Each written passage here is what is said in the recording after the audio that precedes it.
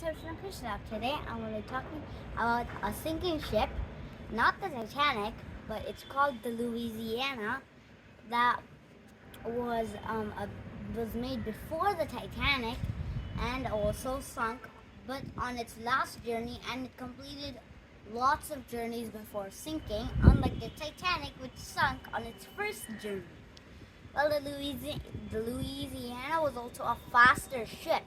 So now let's just get into this wonderful topic that I love because I love ships, and no matter what, I just love them. So it's also quite windy here, so I'm gonna need to move my hair. So if it comes like this, I need to kind of do that. So please don't mind that. Okay. So first things first, the Louisiana looked kind of like the Titanic, and as all ships, they had red in the bottom to prevent marine stuff like barnacles, starfish, and other stuff to stick onto it or grow onto it.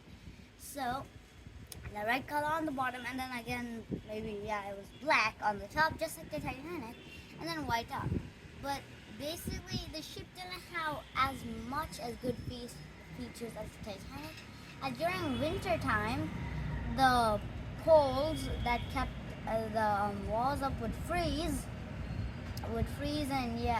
wooden chairs would shrink, so they had to be made back in the first class area. So really, but or else everybody who stepped aboard her were adored her. She was fast, and I don't know why they keep every ship's name as a she, not a he. Or maybe some are he, but most of them are she. I don't know why they say that. Anyways, that this like on its last voyage, it was planning to go to Liverpool. When before it set off onto its last voyage, people like woke up, and I guess some people like open their newspapers and see, and sent by Germany, the German Federal, she said that German or U-boat submarines are active like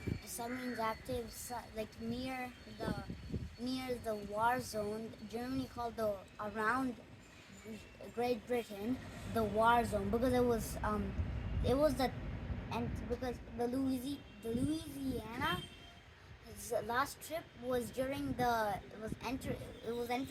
10th month of World War One. So that means, of course, Germany versus the Allied UK and France and those, and then also neutrality means nothing when it comes to war. I forgot to say because the Louisiana was built by the U.S. and U.S. did not participate in the war till the tragic last voyage of the Louisiana, and so I'll explain that later after I explain the whole sinking. Anyways, it was that note on the newspaper mainly was targeted to the Louisiana and its last voyage. A German U-boat driver, but like on the other side, where during the U-20 was a submarine, underwater German submarine, and it was one of the only long traveling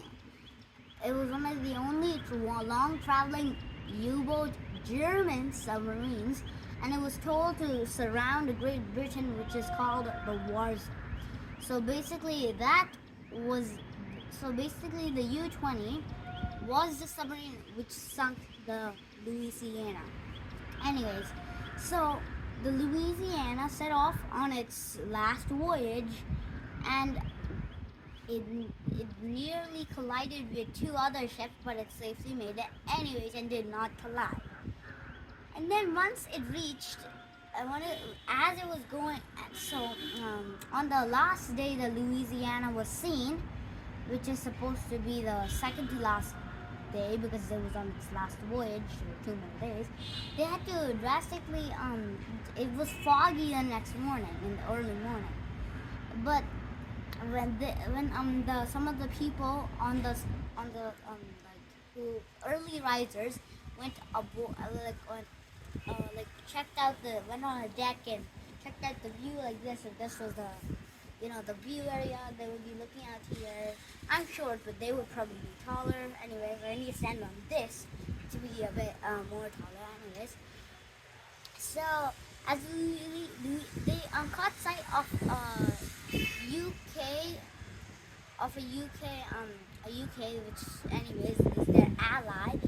So basically, they got sight of a warship that was not German, so they felt with safety because that one, if there was anything attacking it, would probably attack it again and probably save the ship. But that warship was not. It continued on its main course and did not say it wanted to protect the cruise ship. Anyways, as the Louisiana was going, the fog had started to clear by now, and U-20 caught sight of the Louisiana and its next target. That was the Louisiana. The Louisiana. So this was the U-boat. Louisiana was here. Then the Louisiana changed course and was headed straight for the U-boat like this. But it would miss. But if it one more turn, the U-boat would be rammed and gone. So that's why the German person controlling the captain of that U-boat told their crew. Their crew was very shocked and very scared because if the ship turned once, the ship would be gone. That U-boat would be gone and they would all die. But so the crew loaded up the torpedo tube quickly and then shot it straight at the Louisiana. So one person on board the Louisiana was a special sailorman who wanted to participate in the war because they thought the war would be over soon. So they went on the Louisiana, and then there were two brothers, and they wanted to participate in the war during that time. So they went on board. Then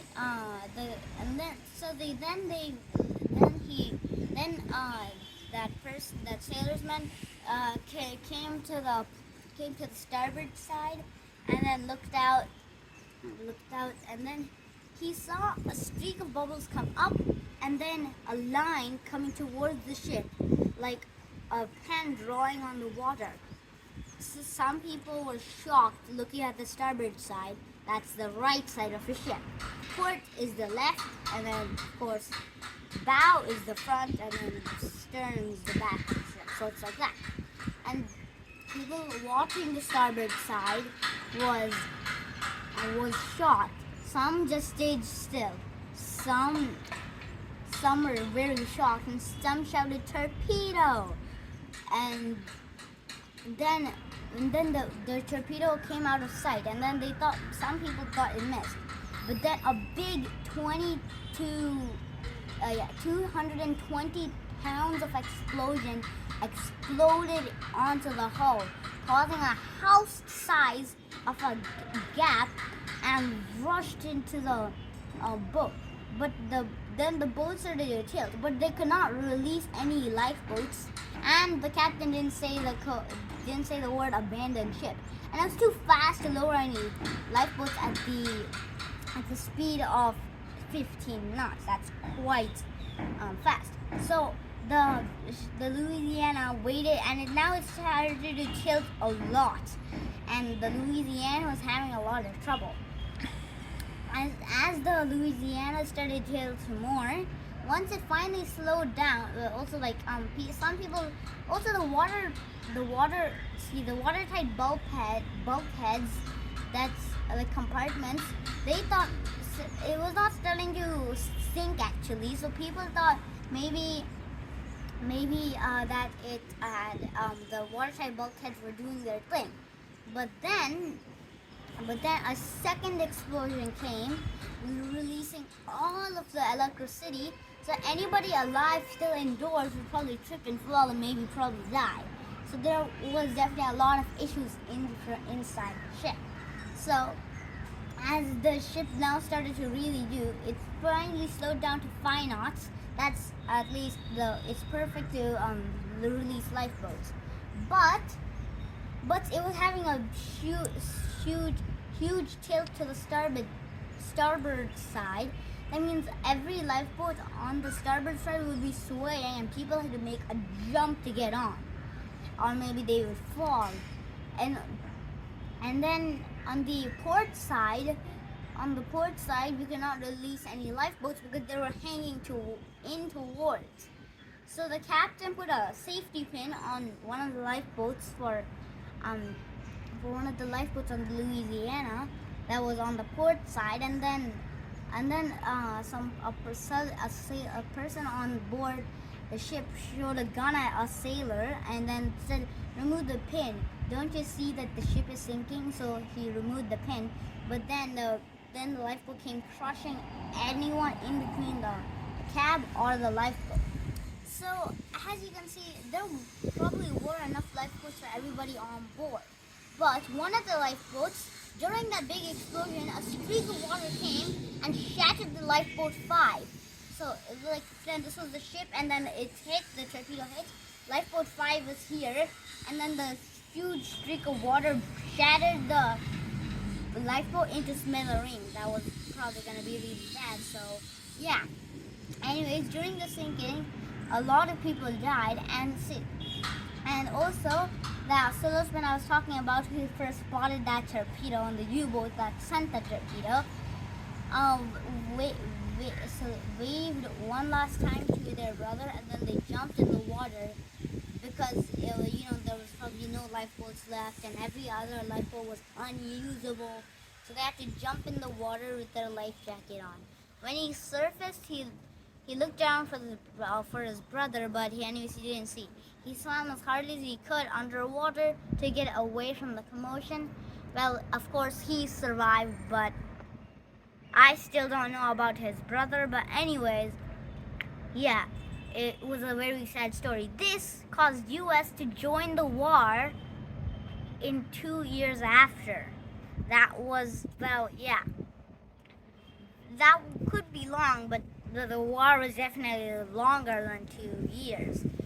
Anyways, that caused a lot of triggerments, and yeah, that was a sad story of the Louisiana.